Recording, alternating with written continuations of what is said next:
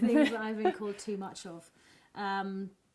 Directly, I'd say too female, so too much of a woman would be. I mean, this is the overall, the overall focus. But that would be what things then define being a female is the question. But too much of a woman, cares too much, too intense, too dead set on wanting to help people, too caring, cares too much.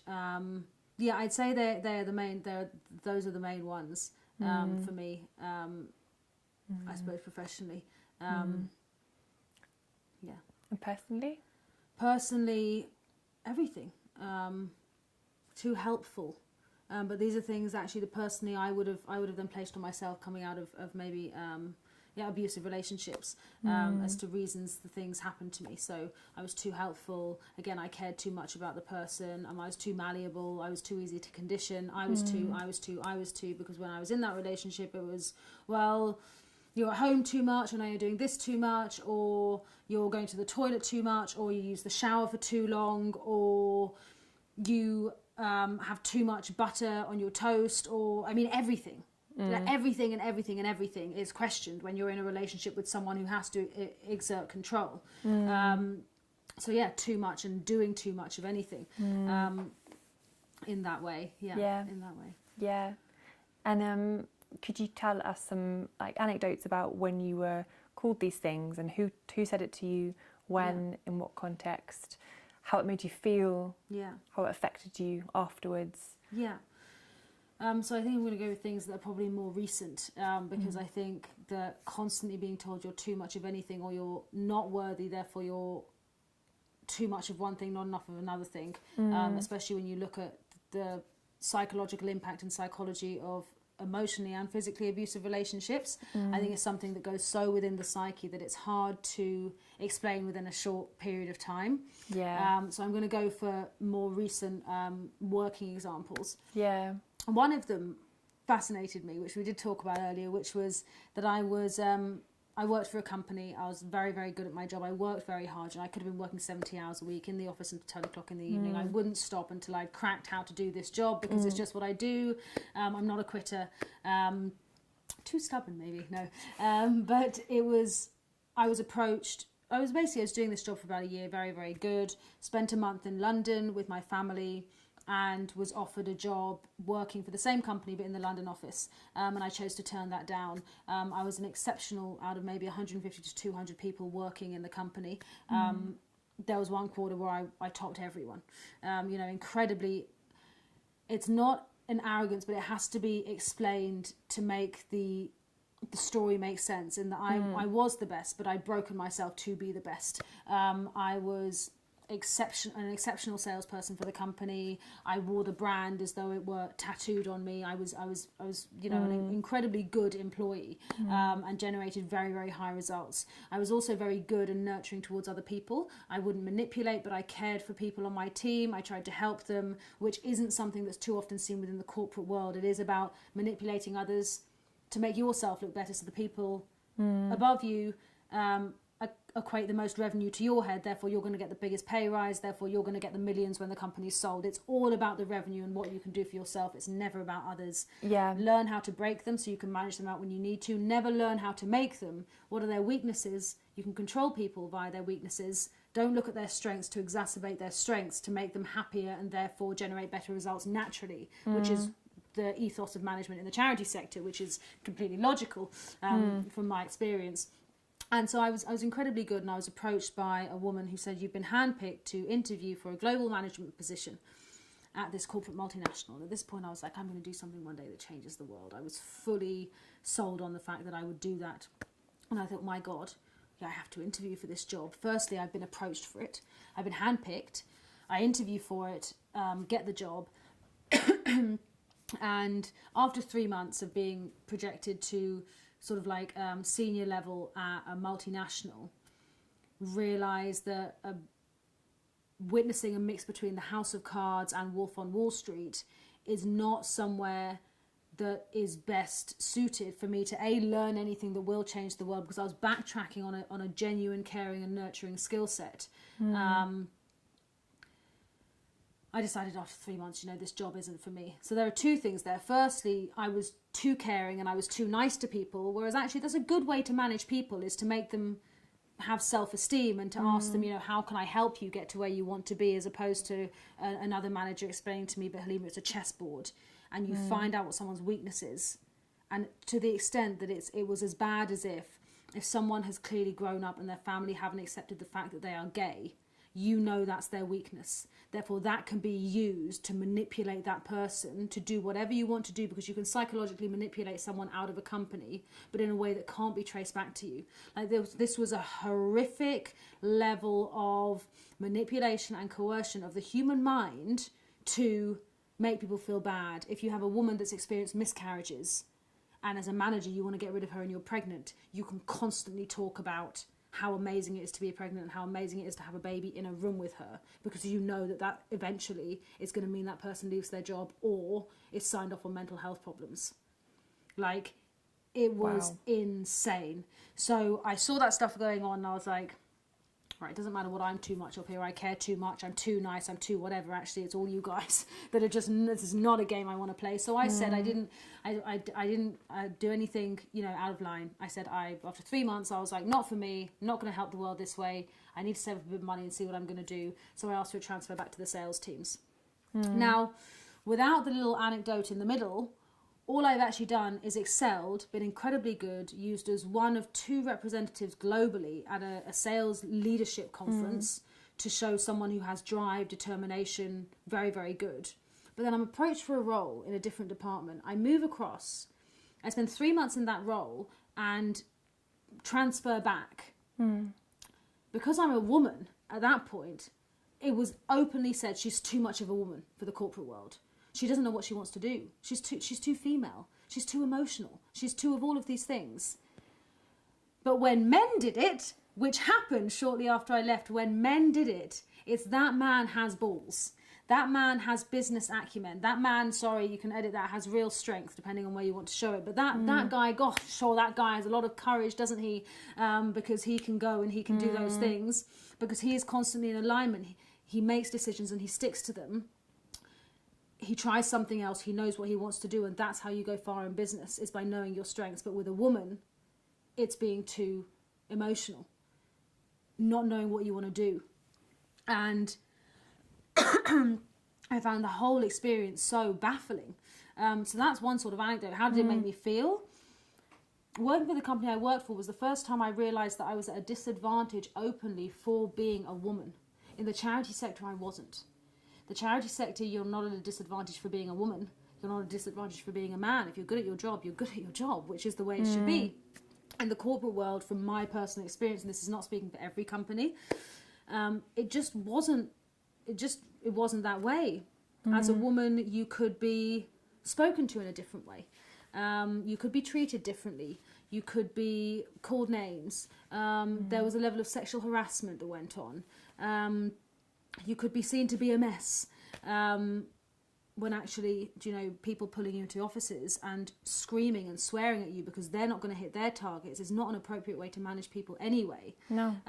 So, yeah, a couple of anecdotes. That would be the main one for me. I found that was really the difference of too much of a woman, as opposed to if I'd been a man, my experience working at the company I worked at would have been entirely different. Yeah. And that's wrong.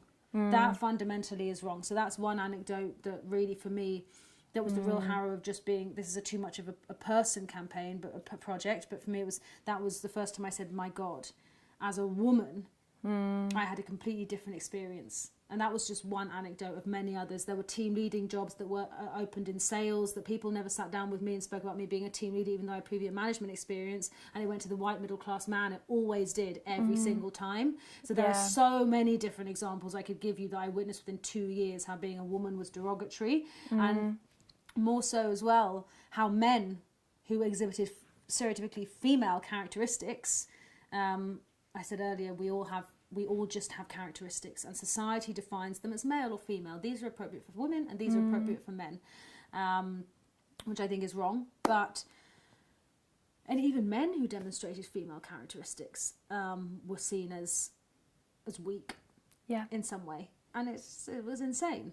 So that was really, huge 2 years of my life, I was constantly being told I was like, but do you guys not want to do something that helps people? Like, imagine if you could do the way a corporation's set up, but actually you could do X, Y, and Z. And I had all these ideas, and it was like, oh, she's crazy. She's crazy. Or it was just, I was seen as this really strange individual with these beliefs. Obviously, I left there after a while, after a couple of years. But yeah, it was being too much of everything. Too intense, because I've always cared. I was a street fundraiser working for the charity sector, so very much on the line, and sometimes then feeding into them personal life. So it was, well, you're too intense. I was in a relationship once with a guy who said to me, the reason you care about charity so much and politics is because you've been in abusive relationships. Obviously, this guy was completely wrong, and it's logically that makes no sense whatsoever. But at the time, I turned around and I was like, it's because I care. But for him, the reason I got so angry about the political situation about charities is because I was too damaged, which I thought was insane. Because actually, firstly, the two had no, we have disability in the family. I'm going to care about charities. You grow up in London within capitalism, and 80% of the media is owned by 5 billionaires. 60% or something is owned by Rupert Murdoch alone. You're going to understand inequality and propaganda and those things as well. So, yeah, there were loads and loads of times that it was just was so insane. It was to this, to that. Even now, I'm too casual to go back into an office environment, but God damn it, that's who I am. But then I'm too qualified to get a job working in a bookshop, which is what I really, really want and what I'm trying to get at the moment, because I used to be paid 135k. So now I've had the time out. My CV is too corporate, or it's too charity. There's loads and loads of things that we're constantly being, defined as being too much. And I understand I haven't given you specific anecdotes, perfect. but that's Yeah. No, that's really, really good. The things I've been called to do too much of and how they are my power. Well, I try and think, because the thing is with me it's too much, and I have been called things specifically throughout, but I really do feel that it's a form of constantly being conditioned to say something has to change to make you right as a person. And this comes from society, excuse me, as well. So that's been a constant, so I was saying earlier, like a constant drip feed. But I think that the things that by and large, which should be seen as good characteristics, but I've been too much of, have been my power, because firstly, I'm always going to care about other people. And if I'm in the wrong environment, I don't see that other people as wrong for caring about themselves. I see themselves as different. They'd see me as wrong for not being self-aware, or for not, being logical and, wanting to have a family and children, just provide for that family. And actually charity starts at home and all of those things, So I think the power I have from being too much of everything is that's what makes me me. If I care too much, do you know what? Maybe one day I might just bloody well do something that changes the world. And if I'm too intense, when I find that thing that I care about, and when I find the path that I'm meant to be on to do something that helps people, God himself could not stop me from following it if that weren't the right thing for me at the time, because I don't give up on something. So I might be too stubborn or too damaged, but from pain comes the power in which we help people.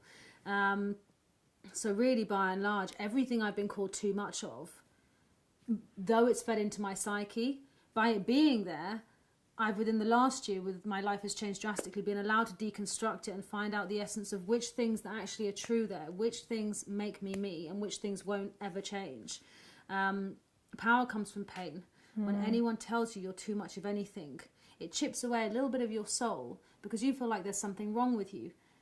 But actually, when you can start to identify that the reason people say these things are because of their own psyche, that's been constructed by a whole different set of circumstances, and they're taught and conditioned to judge others, because we question each other all the time. We're not questioning the fucking guy at the top, are we? We're not questioning the system if we're always questioning each other and calling each other too much. We're not looking at actually what the real problem is, which is none of us. But yeah, it's that power that we have comes from everything. And I think that the one thing I found challenging throughout talking to you about all of this stuff is that maybe people have sat down and said, oh, some people said that I'm too pushy, or I'm too bossy, or I'm too stubborn, or I'm too this. And I think I'd been called those things constantly throughout my life, to the point that I just blocked them off. And when you've been in dangerous relationships, it's such a bombardment that you do just block it off, to the point that when we sat down, you asked me the question, what things are you too much of? I was like, God. Or what things that people said I'm too much of? I thought, God, it's just been so many. And as I've talked to you, I've been able to identify more and more things. But you're right, that's what they're saying. When they say you're too pushy, you're too stubborn, you're too caring, you're too generous, you don't think about yourself, Halima, you give to others, and that's why you'll end up with nothing. And there has to be balance. True. There does have to be balance. But all of these things come to the fact that we're made to feel we're too much of a person. We breathe too much. We exist too much. We live too much, we care too much, we feel anger too much, we were talking about earlier. It's not for anyone else to say at any point what I am too much of or what you're too much of. It's placing judgment. And I believe that placing judgment is a cause of so much pain and suffering in this world. Yeah. It really, really is. That leads well on to the next question of, if you could change the world tomorrow, what would you change? Honestly, if I could change one thing in the world, and this is, an idealist, like it actually says on the back of my t-shirt, I'm a Sagittarius, I'm an idealist. So in an idealist sense, I would have it that I've been through periods in my life where I think half the world is good and half the world is bad, or people are good and bad and the world's more bad than good. No, everyone has within them, I believe, yin and yang, darkness and light, and a mix of all different characteristics, whether they be male or female, that live inherently within us that we can choose to pull upon. If I could change the world tomorrow, I would have it that each and every individual understood that they have within them good and bad. And they were not driven, therefore, by their ego's desire to do one thing or another based on how society and how their family and how anyone had an impact in creating them. And they would, by understanding their own light and dark, be able to hopefully then choose to do good and choose to be the light and to spread the light and to do those things. A lot of people can't see within them because we're taught to look externally and judge others so much that we don't look at ourselves and say, actually, I can be lazy. I can be lazy. I have a tendency to do that. If I have nothing to do, I'll happily sit in front of Netflix for a day. Whereas 5 years ago, I didn't have that tendency. I had different tendencies. By highlighting them, I can say, actually, today I'm not going to be lazy and I'm going to go and do X, Y, or Z. So I wish that everyone could see that actually there's darkness and light in everything. And by seeing that, you can choose to be the light as opposed to be the darkness, to treat others as you wish to be treated, which is running through every major world religion. There's that one common thread. And I think the world would be a happier place for it. No one goes out and wants people to judge them for what they're wearing or the way they behave or what they're doing. Therefore, don't judge others. Yeah. Don't do those things to others that you wouldn't want done to you. And understand that within everyone there is good and bad. And by knowing it and understanding the concept of having an ego that's constructed by society, we don't have to be it. We can observe it and we can actually change our course. And for me, the course of humanity for the better, for future generations, which I think is happening slowly. But if I could click my fingers, I think I'd have that understanding within human beings. Yeah, definitely. First they came for the Jews, and I did not speak out because I was not a Jew. Then they came for the communists, and I did not speak out because I was not a communist. Then they came for the trade unionists, and I did not speak out because I was not a trade unionist. Then they came for me, and there was no one left to speak out for me. And I think that this poem probably came to mind because at the moment we don't defend each other, but we attack each other on a daily basis, telling others that they are too much of one thing or too much of another, as though it's natural that this is in our common dialogue. But the opposite of attack is defense. It's the yin to the yang. So maybe this poem came to my mind because we can speak out for each other, and it comes from the smallest thing. If you're on the tube and you see someone say something to someone else, Jesus, well, you're just so much this, or you're so much that. it doesn't actually cost to stand and to say, actually, no, you know, you're not. You are who you are perfect as you are. You know, act on the good half of the characteristics that you have within you, and be proud of who you are, because you're not too much of anything. But we do need to start defending each other with projects like these, and this is why I think it's fantastic, actually. It's probably why it came to mind, because if we're not coming together to talk about these social issues, then it's just considered normal to think that everyone's too much of everything, because sure, they're not me, right? That's it. But no, just thank you, really. Really, really amazing. No. Yeah. Thank you. Really Thanks so much for coming. Thanks, great. Diana.